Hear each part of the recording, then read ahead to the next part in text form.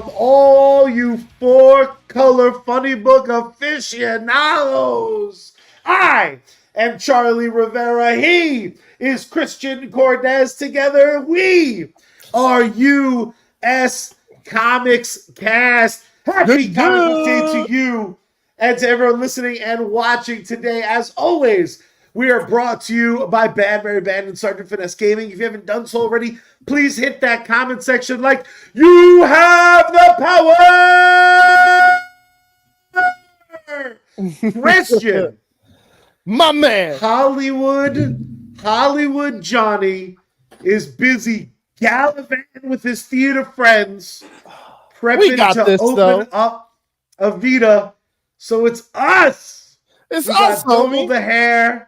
We got double the hair, triple the flair. Woo! But I also have some new.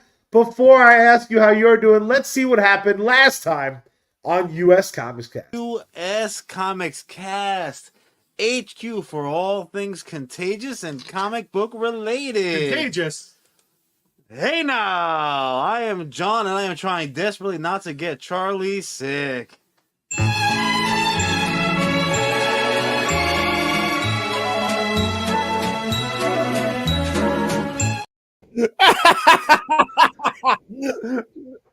That son of a bitch had me laid out until I'm on so much medication to be able to bring this show to you people.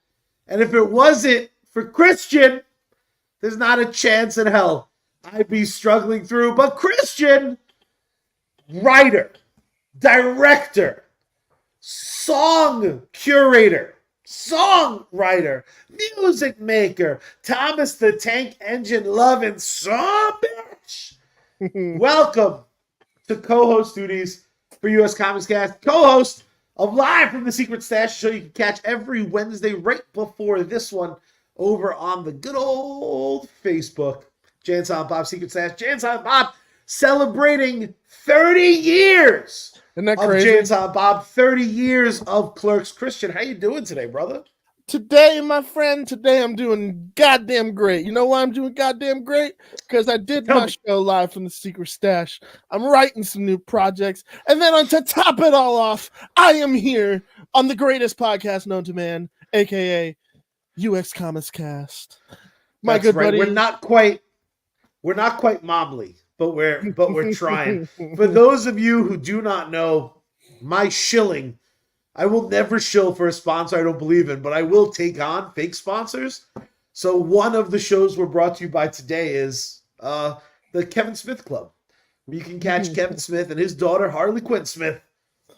The most adorable podcast. Oh yeah, it's adorable. It's awesome.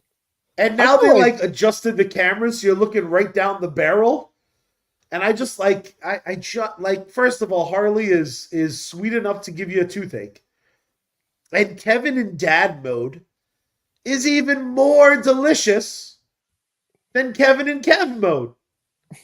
Because it's the truest form of his on persona. Because you think about it, like when your parents also put on that kind of, not a facade, but they heighten things up when they talk to the people that they helped create. Like they can't help it. Fuck yes. We have to turn to our parents. I mean, you and I are both in a position where we're one dad down. Yeah. Parents have that responsibility of like shielding us from the harsh reality a little bit of day to day. Kevin's like everyone's backup dad on Momly. Oh my God! Listen, have I ever told you the story of like when I met Kev? Have I ever told you that? No, story? But I insist you do now. So I met Kev at the Ocean County Mall in I think either 2000. Yes, it was 2016 because it was a couple of months after my dad had passed away. And for those who do not know, my dad was a part of this hip hop group known as PM Dawn. He was the lead singer. And along with my uncle, they were the duo that was PM Dawn. Now, Does that count as a name drop if it's your dad? Like, technically, your existence is a name drop. I guess so. It's very strange. It's still strange to me. Now, anyway, so I only say that because it helps preface the story. Because I go up, I get the notification that Kev's at this mall. I live 20 minutes away from that mall at the time. I'm there in 15. It was one of the few times where I'm like, it's time to be a geek. Like, and it's not, and before that, like, it wasn't really something I would do. Like, I never considered myself like, I'm a huge fan, but I didn't want to be like am I really going to make that trip fan? So I was that day. And I go up to meet him. The first person I meet isn't Kev, it's his fucking mom. And she puts on that facade that we're talking about. Mama! And because she sees I'm nervous. And she's like, "Are you okay, sweetie?" And I'm like, "I'm fine. I'm just nervous." And she's like, "Don't be. He's a nice boy." So then I go up to Kev and I'm like, "Hey, man, I'm a huge fan or whatever. I'm a filmmaker. Cool. And then I tell him my dad was a huge fan. He was a musician. He was like, "Who was your dad?" And he was like, and I was like, "Oh, he was PM Dawn." He's like, "Get the fuck out of here. I love PM Dawn." And he proceeds to show me that on his phone were 2 songs lined up. And it was Set Adrift, which was like one of 2 big songs of my dad. Set Adrift, and then I Die Without You. Fast forward to years later. I don't know Kev yet, but I'm working at Jane's. I'm working at a shared universe for Mike and Ming. And fuck, this is where it gets cool. I'm watching Reboot for the very first time, and having a great time. Then all of a sudden, I hear the first couple of chords of "I Die Without You" in the movie. One of the fucking songs you mentioned. Get the fuck out of here! Yeah. So just knowing, because me and Kev's also a part of that club, so he knows how much like that meant to me. Yeah. The sons of no one. And it's we got to watch each other's backs. So for just knowing how he views fatherhood, knowing what he's experienced, also being a father, but also knowing that he doesn't have his dad, and and you see it, and it's this wonderful thing, and he's been nothing but kind to me, and that's how I met Kevin Smith, and that's how I've worked for him.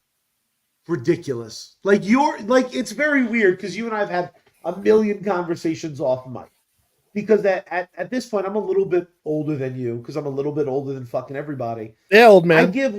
I give the worst advice because I traveled the road of like safety with the thought of like the lie I was sold was if you live a safe life, it'll be a happy life. And that's bullshit.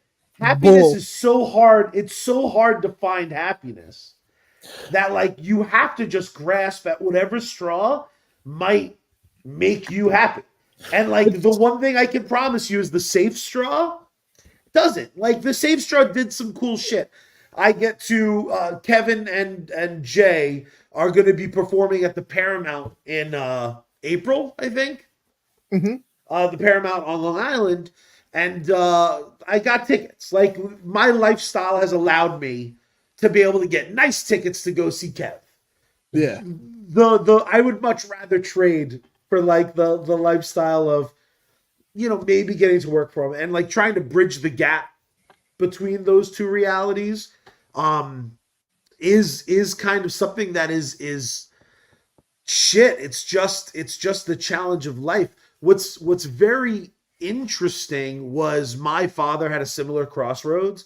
He chose the safe route. He had a couple kids. He had a very happy wife. So like he would probably be like, "Yeah, fucking nailed it." Kev's dad, your dad is interesting because your dad kind of had both, but I'm so curious what he would have kind of thought. Obviously loving his family, oh my God. loving his life.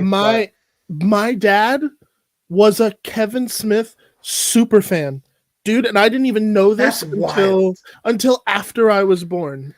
Listen, so I moved I moved 2021. I moved, and I was dealing with like a whole bunch of like my dad's DVD collections.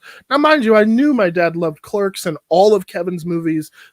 I shit you not, the first movie monster I ever saw was the Shit Demon from Dogma. Shut the fuck up. I'm not even kidding. The first monster I ever saw on screen was the shit monster. Or whatever. Yeah, and it scared the absolute shit out of me to the point that years later, when I'm filming the fucking Project Stash show, and they uncovered it and brought it down from the rafters, and I didn't know, I had a visceral reaction to seeing it.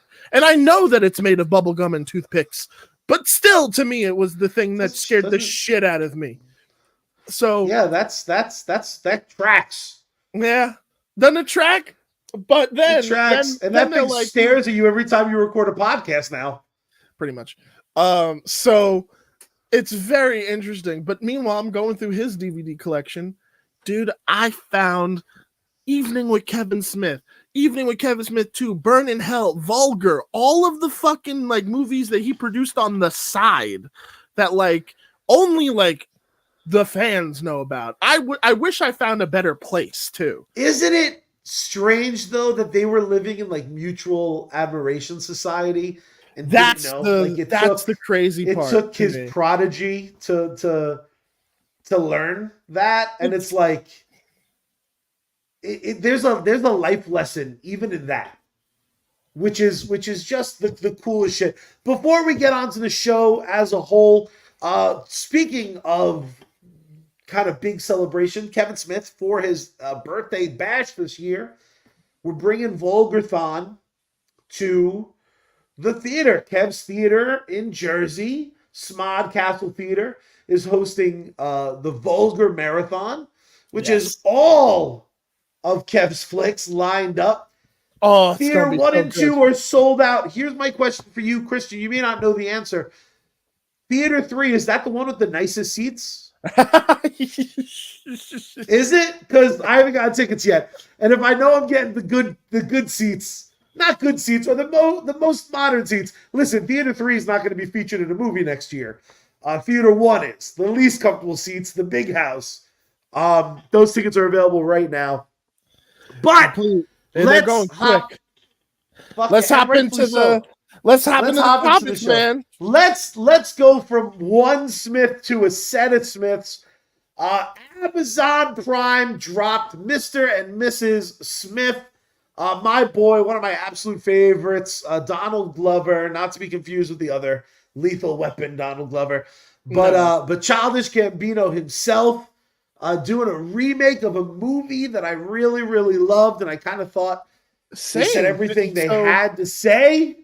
Which is really funny, because Mr. and Mrs. Smith was also like one of the movies that I should not have saw in theaters, but my dad wanted to see it so badly that he was like, I'll just cover your eyes at certain points. So I wonder why you wanted to see it. Just Angelina looking like a snack. Oh, a movie? The movie version of Mr. and Mrs. Smith is so sexually charged that the principal actors left their real life relationships because they just had to smash, and to my knowledge are still smashing. That is fucking impressive. When the sexual tension is so ripe, you're like, you want to just ruin a couple people's lives and fuck forever? Let's go adopt 1 billion kids. Isn't that crazy when you like when you boil it down to what exactly it is? It's just that. It's like, yo, let's ruin some lives. I want to make some kids with you. Cool. I mean, there's something really fucked up about passion like that. Because it's like, I respect it. I respect that if they weren't forced to fake hump, they wouldn't have had to hump. I think Brad and Angelina would have been perfectly respectable spouses to their partners. They would have never crossed that line, but fire some fucking blanks at each other, stab each other with fake knives. Next thing you know, your pants are gone. I get it. I respect it almost. You know what's kind of crazy for me too is that like this is also the movie that like at least the original Mr. and Mrs. Smith, where it proves to me that like you can have such high highs as a screenwriter and such low lows. I don't know if you know who wrote the original Mr. and Mrs. Smith. I don't. It's Simon Kinberg. Do you know who that is? No. Simon Kinberg is the man behind Sherlock Holmes with Robert Downey Jr., also X-Men First Class, also X-Men Days of Future Past. All right, I'm cool with that. But he's also behind Fantastic Four, X-Men Apocalypse, and also Dark Phoenix. And you know what's also funny the though? 355. So it's like that tracks. That all tracks because those are on paper great ideas, one and all. On paper, like the beats of those scripts, I bet were great. I get why people gave him money. Because that's the thing. It's like half of it is the pitch. Yeah. I don't think any of those movies on the pitch don't sound dope. It's just the execution. Because if you look at the movie version of Mr. and Mrs. Smith, that shit was so smooth. It's that a thing very had Lamborghini lines.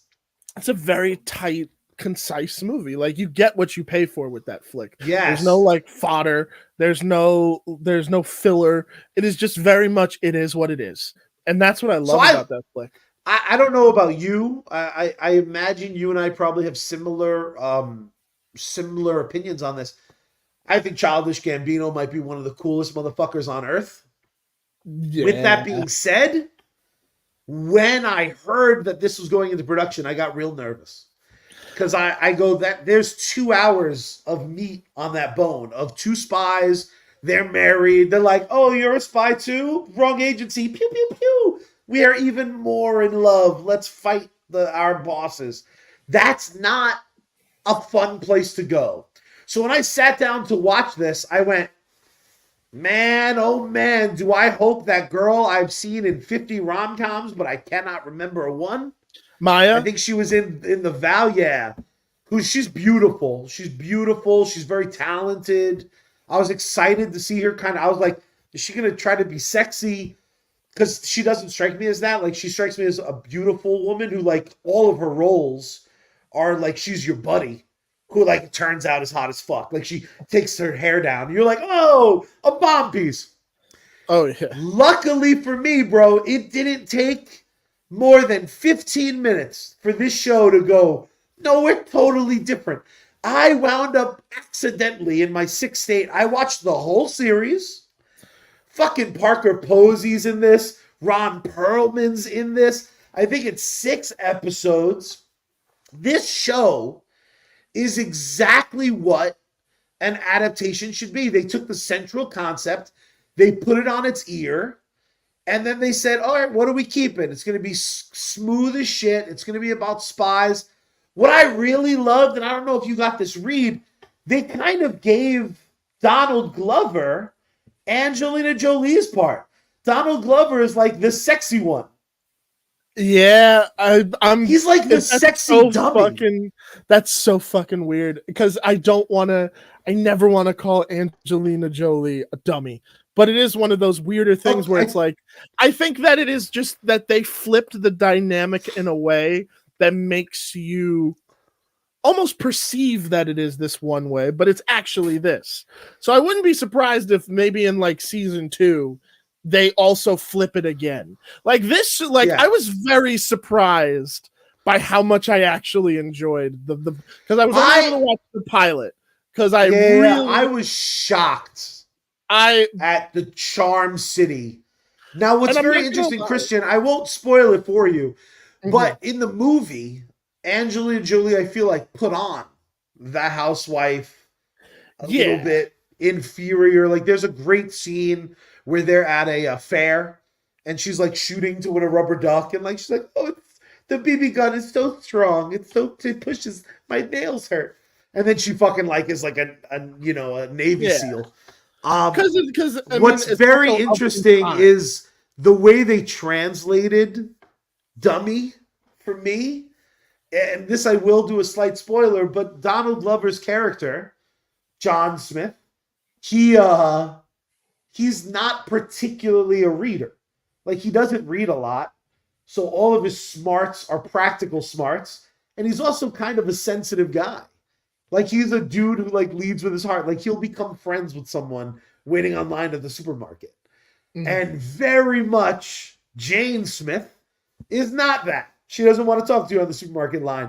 The The series is awesome in the way that it fully committed to every aspect of itself.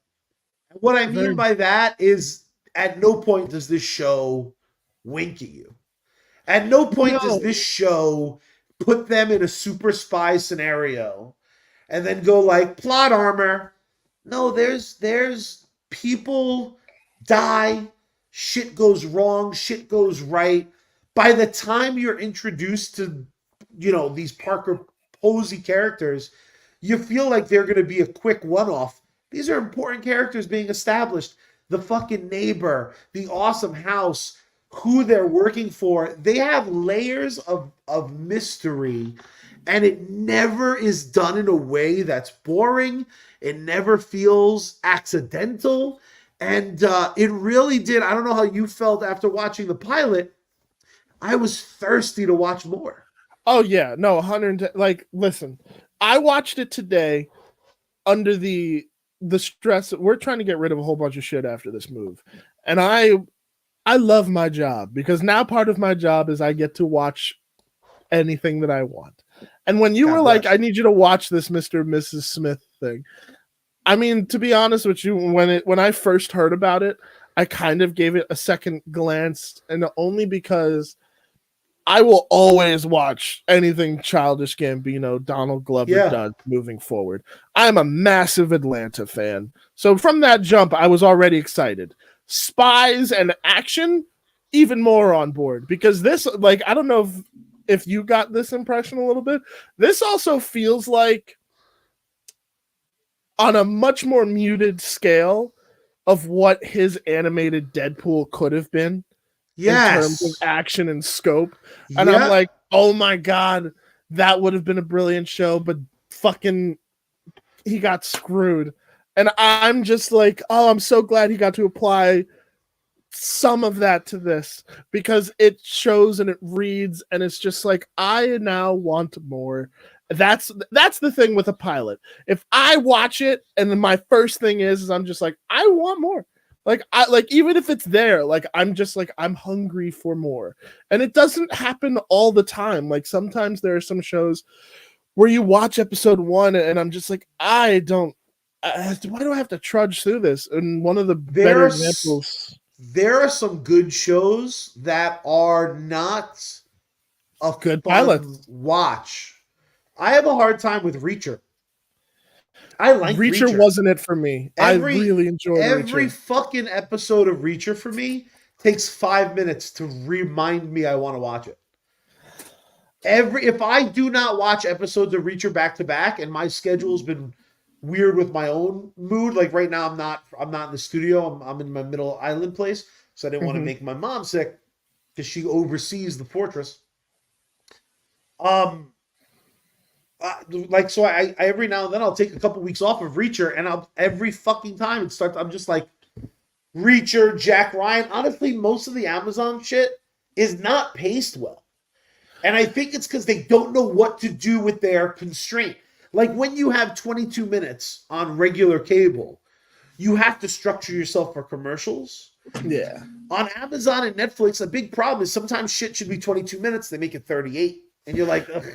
That is one of my biggest problems with streaming in general, and it's one of the only things that I wish carried over into the streaming age. There was a reason 22 minutes works really well, and it's a known structure. All right, cool. Now with streaming, you could be however fucking long you want, but you gotta be, listen, you gotta, and this is true for any form of writing, any form of anything you do, you gotta know the rules to then break them. And if you don't necessarily have a great understanding of the rules and still break them, you're not on the right track. It just becomes sloppy jalopy. Ultimately, I think the big takeaway is I haven't heard a lot of people talking about Mr. and Mrs. Smith. I know when the original casting had Fleabag in the Jane Smith role, and she wanted just a different project than Donald Glover did, and he's an executive producer. She wasn't. So they apparently it was very amicable. Rumor is they're going to do a project together, just something where they're kind of they're more equally footed. Whereas this was This I like isn't that though. Oh, That's me a too. very mature takeaway where it's like this Don't may do not be shit. the project. Don't do shit you don't want to do. And I think her name eludes me right now. It's a 3-tiered name, and all 3 parts have left. Um, the actress they wound up with, she's tremendous. She's tremendous. And again, I mainly know her from good rom-coms that no one saw. Like she's the queen of like 2018 rom-coms. She's in so much shit. I just saw her in one because all the devices in my house were listening that I'm so in love with her. So they were like, watch this shit. We're like, her and a white guy go to a bunch of weddings together. I bet they fall in love. And she's fucking good in 100% of the shit she's in. Hopefully this will help elevate her. Because I saw her and I'm like, this chick she's Hollywood. She is ready for Hollywood attention. This show's a hit for me. I think you're gonna absolutely love the rest of the episodes. I think anyone watching or listening, do yourself a favor. Check out Mr. and Mrs. Smith. It's sexy as fuck. Their chemistry is off the chain. The action is fucking great. And honestly, there's some music that drops in this that is like, you wind up Googling. You're like, what the fuck? Where'd this track come from?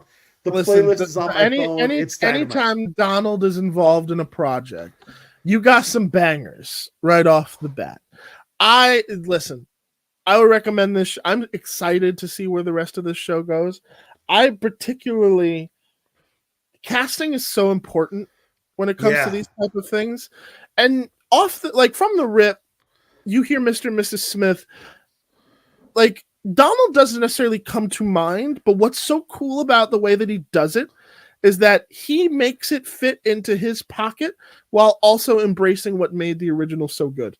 And I am so excited to see where it goes, but I'm also very nervous because, as we said, this is Amazon. Now, I don't want this to be the kind of thing where it's like they think they know what they're doing now that they have one season under their belt. Meanwhile, I'm like, I think most shows need like 2 to really kind of like find their footing. If they get it down pat after the first, that's a fucking miracle. I think you'll be really satisfied with this season. I do think it calls for more, but I think if this is all we ever have, I think it'll go right comfortably into that like, oh, this is a fucking gem. People fucked up by not supporting it. Luckily, now I feel like that the world's back, that studios are open, that they're doing business. I think people realize that before you know it, Donald Glover is going to be pretty heavily booked. So now's the time to get him to agree to do shit. More, you know so what I mean? Star Wars is coming. He said in the press rounds, he was talking about like, if I'm gambling, we're getting Miles live action, and if that means we get him as his uncle, come the. Oh yeah, no, 100. You want to know something really cool about Donald too? Is that if you look at his filmography, like if you go on Wikipedia right now, there is such a jump in quality in what he is in after a couple of years that it's kind of hilarious. Like, 2011, he makes a cameo in The Muppets. He's in Alexander Terrible, No Good, Horrible Day. Then he's in Lazarus. Then Magic Mike. Then The fucking Martian. Then Spider-Man. Then Solo. Then Lion King. And then fucking Spider-Verse. It's just, this dude is climbing in a way that I have not seen in a hot minute. And I am just excited for there to be more Donald Glover. There's no wrong there. I was screaming from the rooftops when they needed a new Kang. I'm like, if you want me to stop bitching on the internet, you get Donald Glover. I watch Donald Glover play 50 versions. The bottom line is this. If you don't get some blood moving around watching Mr. and Mrs. Smith, you have something in common with a chinless son of a bitch liar. Because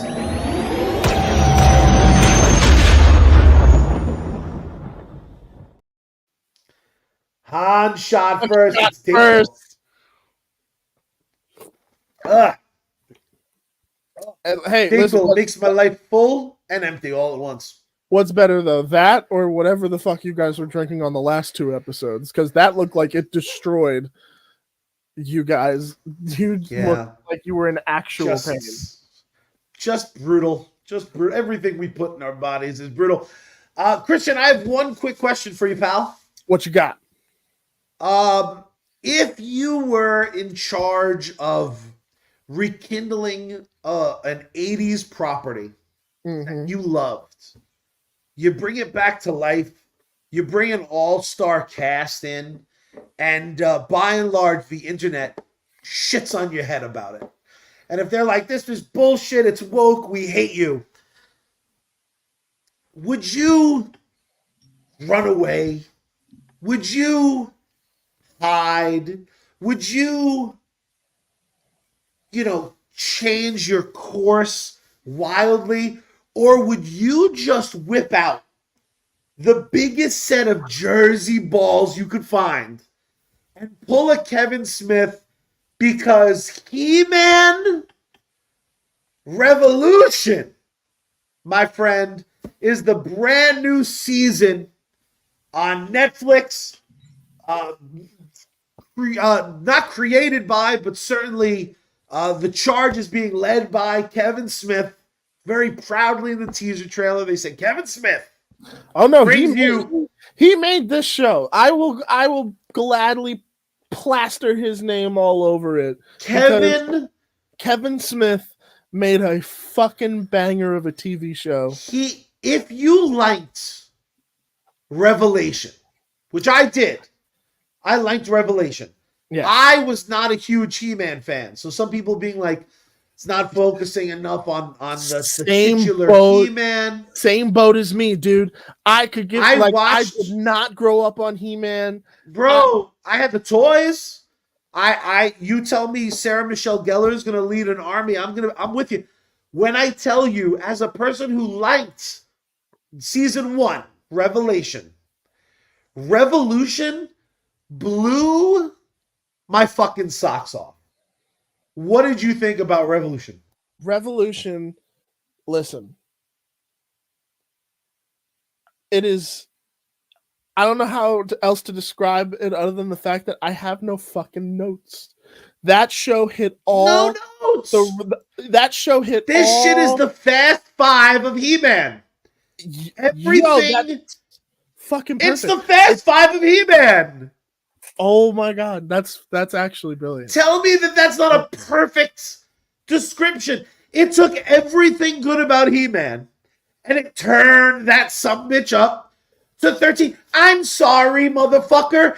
Mark Hamill's not enough voice talent for you. Let's get Billy Shatner up in this motherfucker. Not just Billy Shatner, fucking Keith David.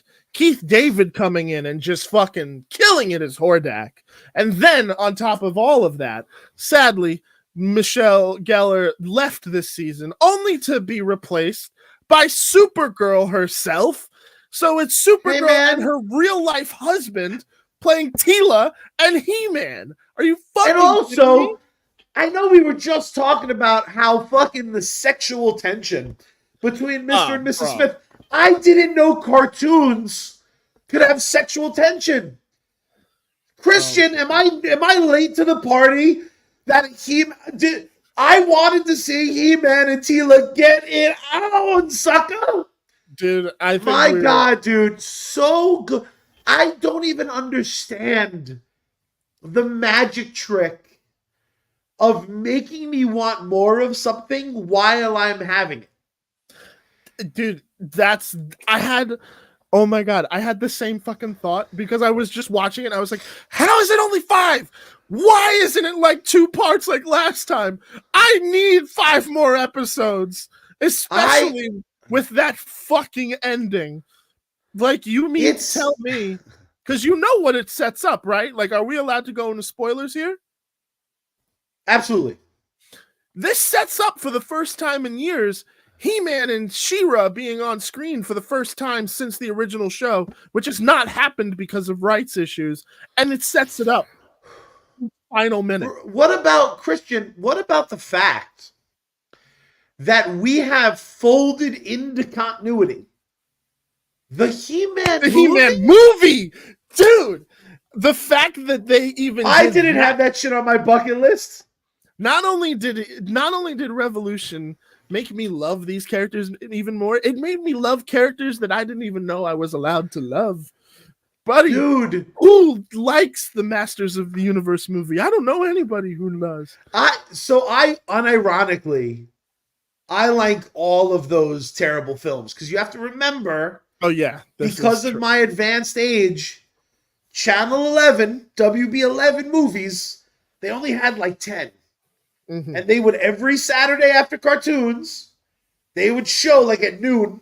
They're like, shut your mouth and watch these fucking terrible, terrible films. So like, oh, I forget what company that owns them. It'll come to me, but it was Master of the Universe. What's that?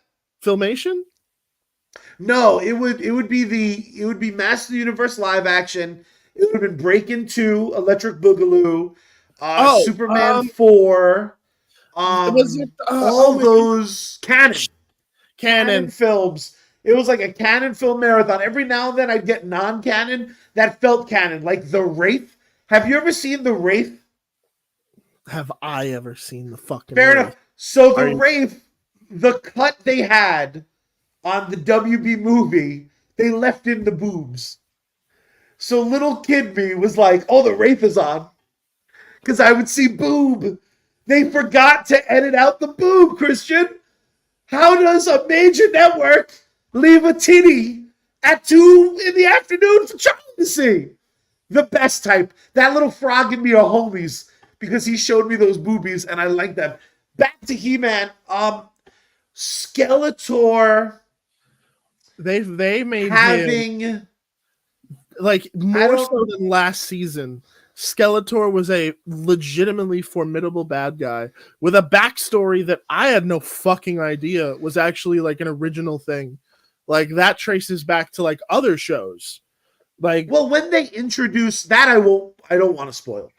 Mm-hmm. But I'm not going to. You're introduced to characters that all tie into Hordak, He-Man, Skeletor, and then they also tie into at least one other character. Mm-hmm. So they'll introduce like a character that's like Teela's uncle, who's Skeletor's dad, and he used to babysit He-Man. The show does these intricate cross connections that I kept thinking it was Mark Bernardin. Like, it's written so with the... For those of you who aren't avid Fat Man Beyond listeners, Mark Bernardin, look at John. Showtime Johnny!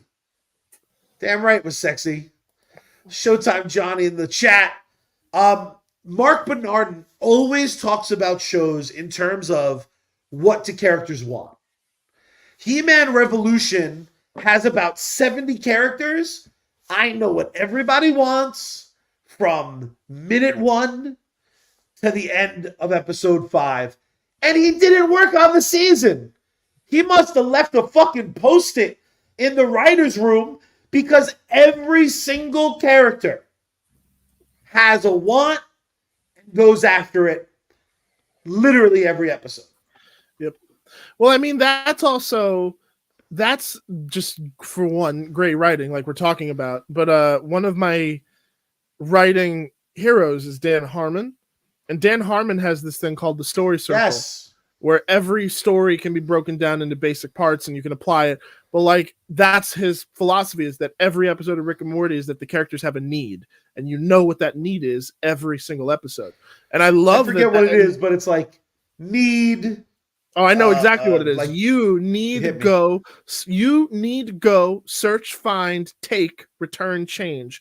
Every story can be boiled down to those plot points, to the point that I have written now almost 4 movies under that fucking guideline of help, one of which you read. Yes, it's a perfect formula. And one, I left this and what I wanted, other than more episodes, I kind of am like, I kind of want Kevin to take a stab at writing King Conan. Ooh. I think we can talk Kevin into directing a sword and sorcery sandals flick. Here's Because my King Conan, you only need like 3 characters. He was able to True. manage this. Bring this whole team. Listen, I think we can go bigger, homeboy. I think we can go fucking bigger. And here's what I mean. Kevin mastered this fucking show. Both shows. I think that he got so much shit because everybody wants to play into that stupid wokeism bullshit we're not going to talk about. But everybody is now coming around and realizing that this show is undeniable. Now here's what I think. Here's what I think Mattel would be smart to do. Tell me I'm wrong. Make Kevin what Jon Favreau was to Star Wars. Yep. He can be to He-Man. I want to see He-Man now under his direction to the point that I'm like, you know what? I don't think a live-action He-Man movie can be topped by this. Like they've been trying to do that for years. This is what it should have been if they hadn't waited that long. At this point with He-Man, the problem is to dissect it. There's just some people who are never going to watch Revolution because it's animated. Because we live in a society that still hasn't embraced what animation is, which is sometimes the biggest version of storytelling. Because Revelation and Revolution have multiple planets, have different planes of existence. We see different wielders of the power sword. We're on our fucking 4th iteration of Skeletor. A Hordax army show. There's things you can do in animation you can never do in live action. So I want to take your idea. I say we keep your idea. But I think they give Kev the keys to He-Man. They say Kev every 3 years will be nice. Every 3 years we're gonna want a new season of the animated. But also, we want you to oversee the team that makes the live action movie. Because Kevin's got on record, he doesn't want to direct action. He wants to direct his shit. But I do think his team and him should be in charge of like plotting out. Let Mark fucking direct the live action one. Facts. But it's already been proven that Mark. It's already been proven that Mark is a fantastic live action director with his short films. Exactly right. So if you haven't fucking seen it. He-Man is one of those things that should have something every year. I know some people, because of Marvel's ebb and flow of successes and failures, think that it's like too much. I don't think a property like He-Man or a property like X-Men or a property like Superman, I don't think it's overkill to have one thing a year. It doesn't always have to be the same thing. I don't necessarily think you need a season of Master Universe, Retribution. This is my pitch for season 3. Master Universe, we're keeping it the R's. I think you could have a live action movie one year. I think you could have a fucking holiday special another year. There's only one title that I want for the next one, and they already talked about it on Fat Man, and it's Masters of the Universe Reparations. That's solid. I actually think that's solid, and it matches what happens. So I think, hey, listen, but no, I do agree, and I think that in an age where sword and sorcery movies are actually starting to kind of work again, especially after the success of the Dungeons and Dragons movie, I think that people are now in a point in our lives where, like, especially after everything what just went down in the last couple of years, we need the pure, unadulterated escapism. Not just a reflection of the planet. I want to go to Eternia because it makes the most sense. It is a fantastical world where a dude can wield a sword and become the most powerful motherfucker in the universe, to the point that it is I need that. I need more. I do not mean this to pick on Marvel. It's just that they're number one right now. Say what you want. Marvel is still printing money. On old shit, they're printing money. The new shit made enough money. The thing is, Marvel did what a lot of other people did. I feel like everyone does this cycle of we go from moody to light and kid friendly, and then fucking moody again. I want to smile when I leave the movie theater. I want to see a buff guy get buffer because he has a fucking magic sword. This fucking Dark Knight era of cinema, let's close the book. Snyder, thanks for trying. Let's have some fun again. I want to see royal blue. I want to see beautiful reds. I want to see bright skies. I want a Superman smiling. I want a Jimmy Olsen nerding it up with a fucking, pen protector in his pocket. Let's fucking go. The world is ready now for I think He-Man. that's what we are getting with Gunn's universe, which is what makes me excited for it. And I want more of that. Like as you said, we've had we need more of it. 110%. Because it'll let us get back to that dark shit, bro.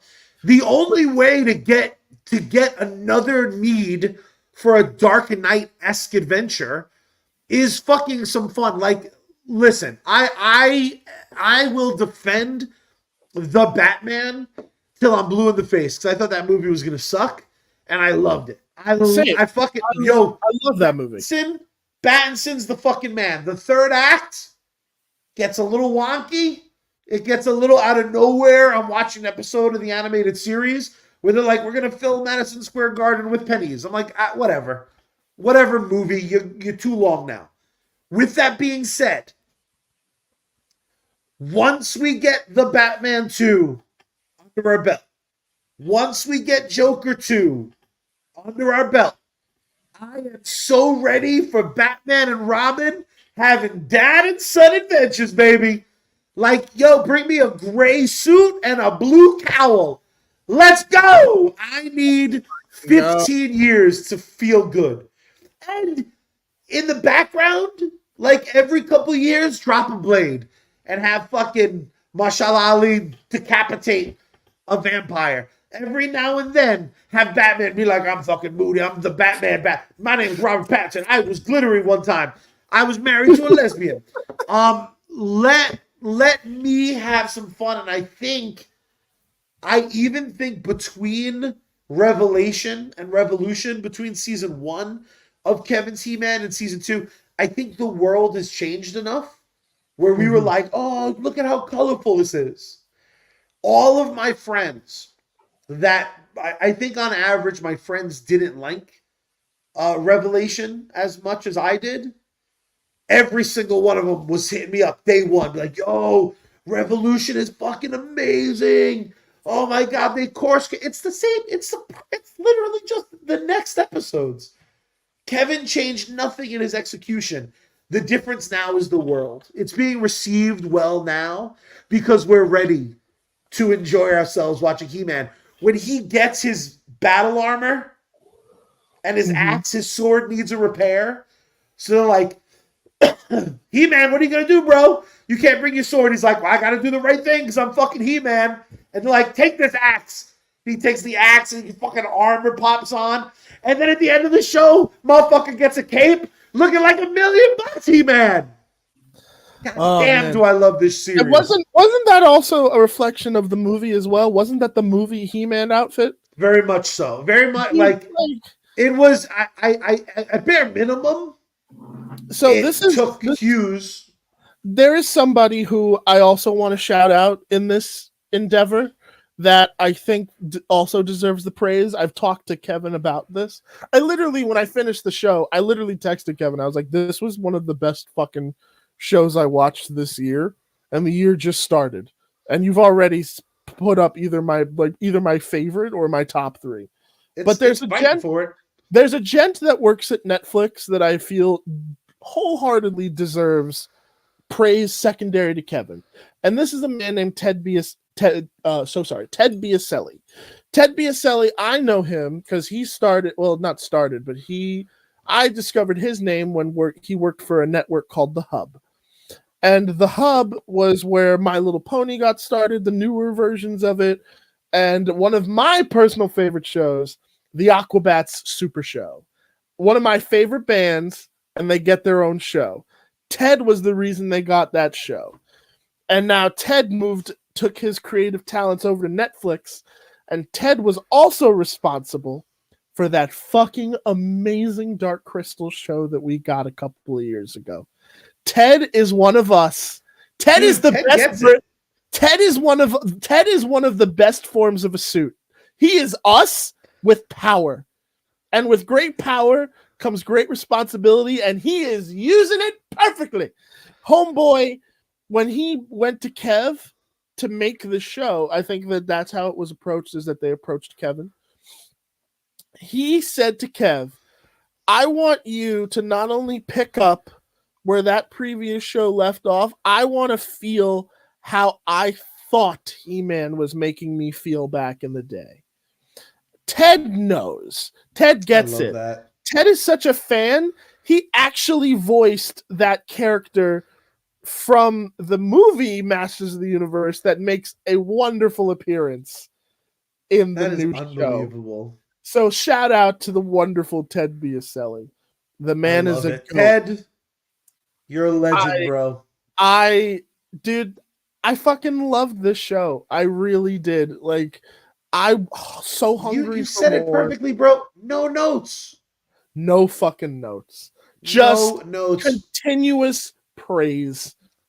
Just praise. And also, like, I got real bad whiplash because for Revolution, they did an amazingly successful toy line. I guess there are distribution problems because the toy line for Revolution is delayed. Like, it's online only, and I need that new He-Man. I need beautiful long hair He-Man like you read about. I need him for the proper office. But Ted is not sending me checks. Kevin keeps rejecting my phone calls. And I keep offering to work at the stash for free. And Mike just knows I'm going to be annoying. So we got to pay some bills the old-fashioned way. The good news is, Christian, you don't have to worry about your ball hair being shaved or not shaved.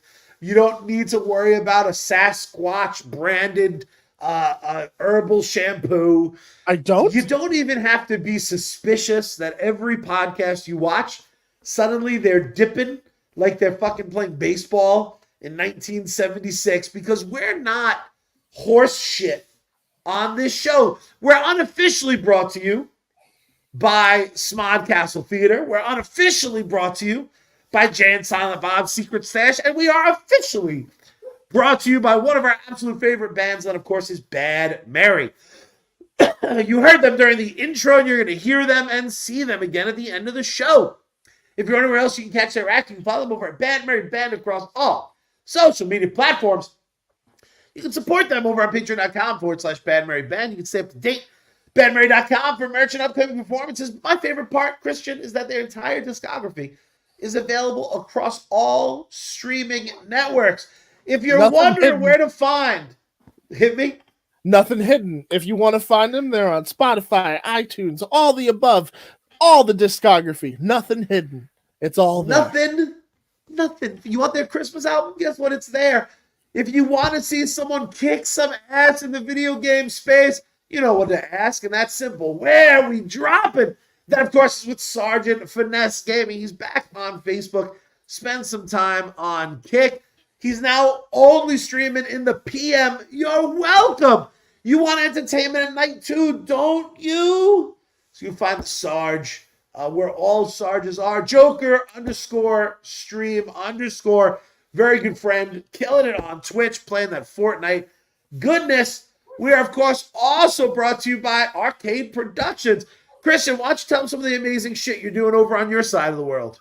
Over on Arcade Productions, we used to specialize in making family music that was available for children of all ages. Now, mind you, we're slowly starting to move away from that a little bit more. We are working more towards in the realm of original programming. We got some more shows we are working on.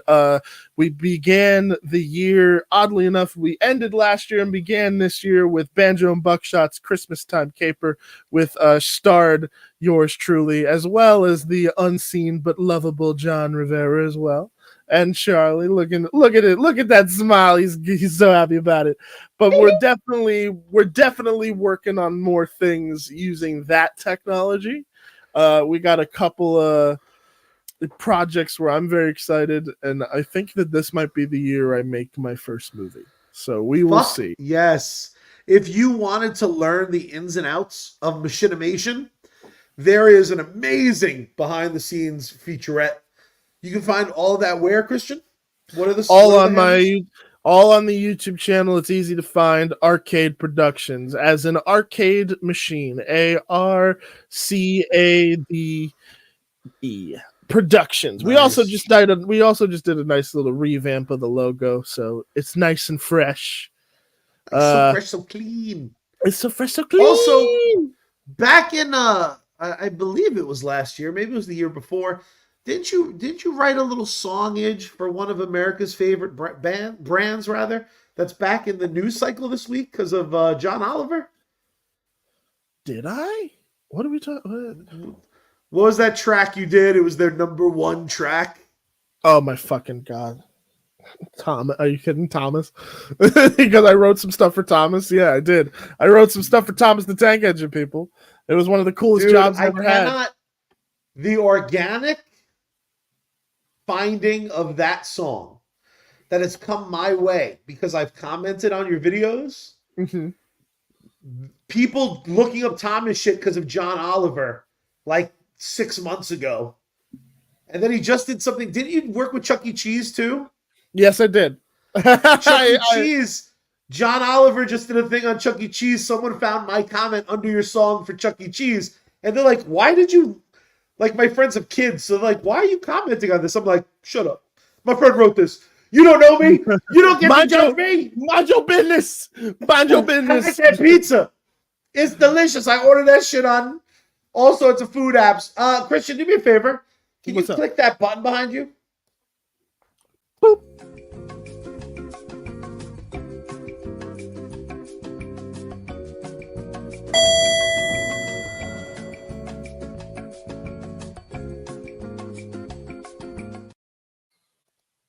For those of you unfamiliar, this is a segment on the show where normally John and I would pitch each other, but we have a special guest host that, of course, is the absolutely undeniable Christian.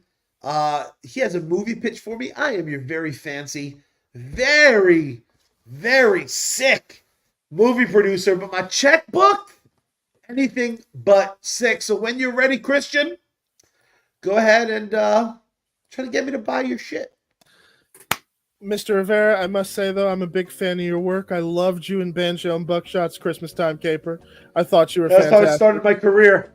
Yeah, no, well, Kevin Smith first fell in love with me, and then we made that He-Man series for 30 years. Now, mind you, I'm not pitching you a series today. I'm pitching you a very old-school styled movie, a fun motion picture. We are not leaning into the realm of seriousness per se. We skim it a little bit, but we are in the realm of something very fun. My good sir, did you ever play with Nerf guns growing up? Was that something that you enjoyed? Because for me, Nerf guns was everything. Me and my homies, we would have our battles. We would do whatever. We loved Nerf to the point that we would make little action movies. And I want to make the Nerf movie that bridges the gap of people who used to casually love it, really love it, and people who were inspired enough to love it to make those Nerf action movies. I want to make a film called Battlefield Nerf. And Battlefield Nerf, the way that I describe it, it is Monster Squad meets Goonies with a touch of World's End. Now, Set You in have my attention, young man. That All right. sounds like marketing. Now set in the town of Springston, New Mexico, a group of friends have just decided to return home after learning the death of a beloved teacher. Now, mind you, these friends have since parted ways, but when they were small children, one of the things that they loved to do, as I described before, was enjoy battling each other with Nerf guns.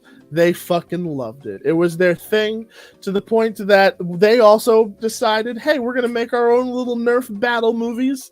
It'll be great. This was their pastime, and the teacher that just passed away was the one who encouraged them to do it. Was the one that was like, take what you love and make it something that can be art. Now, they all returned to the town to pay their respects. They've all since grown older.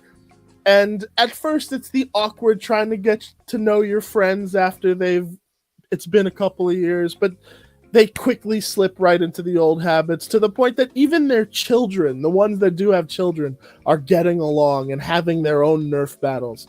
So they decide, in the midst of this spontaneous reunion, to partake in one of their old school Nerf battles. However, I don't know if you've noted, but this movie is set in the grand state of New Mexico.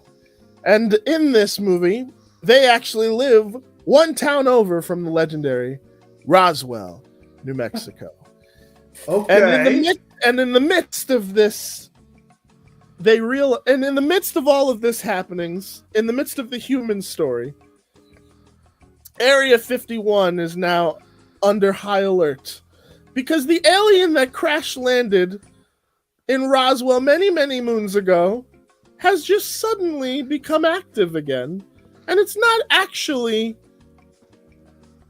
seemingly doing anything, but it seemed to have ignited some form of beacon. Something's coming. Something lands. Something big, something dangerous, and there's a lot. I did not have on my bingo card of potential where this was going. I didn't have aliens wake up. Now this is where it gets interesting. So these aliens land, and our characters are in the midst of their Nerf battle. Their kids are somewhere in town having fun. Now our group of heroes come across one of these aliens, and of course, like rational people, run away from it, because of course you do. Now thinking they're gonna die with nothing to defend themselves, one of them just takes casually one of their Nerf guns and just aims it at the alien for shits and giggles, only to discover that the only thing that can destroy these aliens are actual Nerf darts. And they know it's ridiculous, and they know it's ludicrous, but now not only do these schmucks have to get the message out and save the world, they have to find their children to save them from the alien invasion. Along the way, fully reigniting their friendships and dealing with the struggles of what caused an initial rift in the first place. And to give you the level of ridiculousness I want in this movie, because I think it sums it up perfectly, I want the President of the United States to be played by Will Ferrell. I want Jake Johnson in the lead as one of the main characters. I've got this whole fucking cast. Wonderful casting. I want Keith David as the teacher. By the way, the teacher that I mentioned that passed away, it was actually under mysterious circumstances. He was killed by one of these motherfucking aliens. Now it's fucking personal. Now, my good sir, that is my movie pitch. That is what I want to make. I have a couple conditions. Let's hear it. I have a couple of conditions. I need you to get Mike Zapsik to sign on the dotted line to play a scientist who tries to explain why the pressure at which a Nerf dart hits the alien is able to get through its exoskeleton and cause a thermal detonation within the body of this alien straight-faced. I need like a 2-minute Doc Brown-esque. It's so simple why these Nerf darts are the only thing. I need Zapsik at 11 to explain this silliness with bullshit science. Exactly. This is how I want it envisioned. I want it to feel epic. I almost want Michael Bay to direct it because I want him to take it seriously. How fucking awesome! Like, listen, it's bought because there's no way I want to live. I don't want to live in a world that doesn't have this silly fucking movie in it. Because I'm just thinking of all the dumb Nerf guns, like the one where like the barrel twists, so you shoot around corners. Oh, I love it so much. Now there's only one. There's one thing I would love to add, and this is the truth. I would love to be on board as the writer, but I do think that there are two people who I think are supremely up to the job that could really add to some humor to the script, if not bring them on board as executive producers. I want Phil Lord and Chris Miller involved in this somehow, some way, because they have involved. We need them on board. Listen, I think that you're going to hit a sweet spot of not only fans of Nerf who loved these action movies growing up, infused with Nerf guns, but you'll get the campy crowd that love these after dark silly action movies. We're gonna return to I want this shot in a way that looks so fucking cool you can't help but want to see it. It looks so much fun. It's got heart, it's got magic, it's got aliens. Fucking what else can you ask for? What's the actual name of that Tom Cruise movie? They almost called it Live, Die, Repeat, but Edge of instead Tomorrow. They called it something else. Edge of Tomorrow. I want that sort of like battle sequence, but just imagine the ground covered in Nerf darts. Like our third act has to be the military decked out with fucking Nerf blasters. And there's one final recurring battle scene is just so many Nerf darts littered about the floor. This would be the one time where Zack Snyder directing would be appropriate. I mean, the only problem with him, maybe he could do not even cinematography. I want to be able to see this fucking movie. If Snyder does it, it'll be pitch black. Listen, I think that this could be the movie that marries both like old school and new school sensibilities. You get a cinematographer that masters the newer style of action that you can clearly see what the fuck is happening, but you get an old school minded director that knows how to make those type of relationship movies work. Like in my head, you get a Christopher Columbus, you get a Robert Zemeckis to direct this kind of thing. You know what the real cheat code of this movie could be? What? If we could find a way, buried in the second act, late second act, early third act, I would love to cry. I would love that in this silly fucking movie, there's some moment about kinship or love or never giving up, or us against the world. I would love some pages dedicated to one character or a couple characters just opening up their heart box and just let the movie be everything. Let the movie be a full buffet of its spectacle, it's funny, but also it's like there's some love buried in it, which is just like, you know, and then you could always like, and it's not that conventional love. It's not like the romance. It's the bond of friendship. Fuck no. Everybody knows that feeling of like reuniting with a friend you haven't seen in a very long time, and how much that can mean to you, and the multitude of emotions that come from, oh my God, we haven't seen each other in so long. Why did that happen? And there's something to be explored there, which is crazy because it's a fucking Nerf movie. Well, it's Nerf or nothing, you know? That's the sequel. That's the sequel title. I also need it on the bottom of the teaser poster. I just want like an alien corpse with a like Nerf all around it, and just like Nerf or nothing. Coming soon. Oh my God. By the way, recurring joke that I have long since held to is that only Nerf darts work. Not these knockoff Nerf darts. Oh, only yeah. Nerf. It is only Well, Nerf. that's why we need Mike to explain like the specific plastic at the specific, the pressure that, we can't use the electric Nerf guns. What are you talking about? It needs to be a manual pump. Otherwise, the trajectory is wrong. These creatures I are fucking love it. jellyfish-like. Yes, Sold. it's got to be ludicrous. It is not only sold. Get ready for the sequels, because I want 3 of these before all is said and done. Christian, my God, buddy, you are a wonderful, wonderful host. I really appreciate you. I hope you had a good time. I hope you'll come back. Dude, season 5, you've done 2 appearances in our first 5 episodes. We may need to keep this ratio up, bro.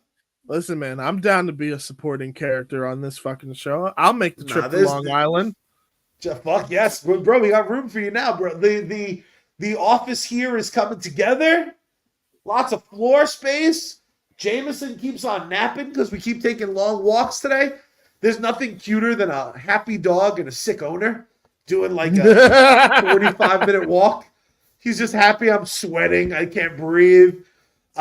Christian, man, I appreciate you so much. Please, please, please come back again soon. Hit them with your socials. Where can they find you online? You can find me on Twix, which I'm referring to that as Twitter from now on. You can find me on Twitter at ArcadePlayer1. You can find me on YouTube, as I said, Arcade Productions. I also do have a Facebook page, Christian Cortez dash Arcade Productions, but I barely update that. Maybe I'll start leaning into that a little bit more. But yeah, that's pretty much about it. Drop a line, say hello, download some music. That would really help. Fucking do it. You'll definitely enjoy it. You can catch him every Wednesday, just about every Wednesday. They're getting a little bit back on schedule. Over at Jan Silent Bob's Secret Stash, one of the hottest comic book-based podcasts of all time. Or if today's episode is any indication, one of the craziest podcasts of all time. Jan Silent Bob, live from the Secret Stash. I am Charlie Rivera. He is Christian Cortez. Together, we are USComics Cast. There's only one way we end each and every episode of US Comics, and that's a few simple steps. First, you got to turn the power on, then you got to turn the volume up, then you got to tune Man Marion. Open up the window wide and scream out to the night sky. Save the space girl. We out. US Comics Cast. HQ for all things contagious and comic book related. Contagious. Hey now, I am John and I am trying desperately not to get Charlie sick.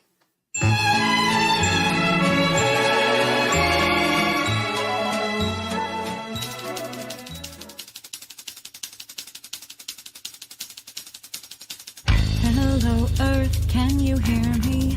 You won't believe what I've seen out in the farthest reach of space.